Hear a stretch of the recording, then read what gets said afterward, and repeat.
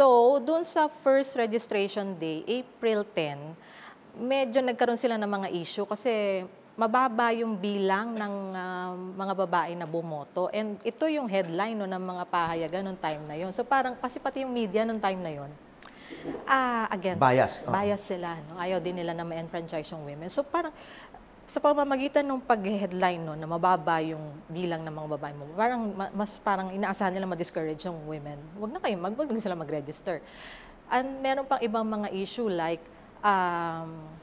merong mga anti-suffrage campaign, may mga nagka-campaign para wag mag-register yung kababaihan. May ganon? Oo, merong hindi tamang oras ng pagbubukas at pagsasara ng mga presinto para doon sa registration.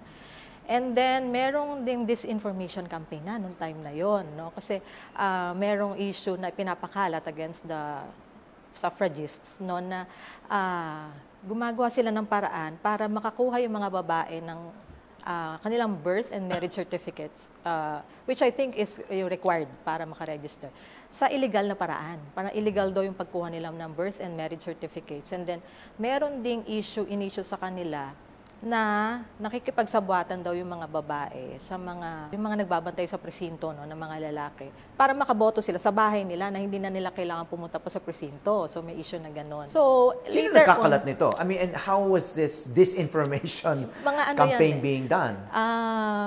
Sa dyaryo, radyo, or wala pang radyo noon, no? Oo nga. O meron na?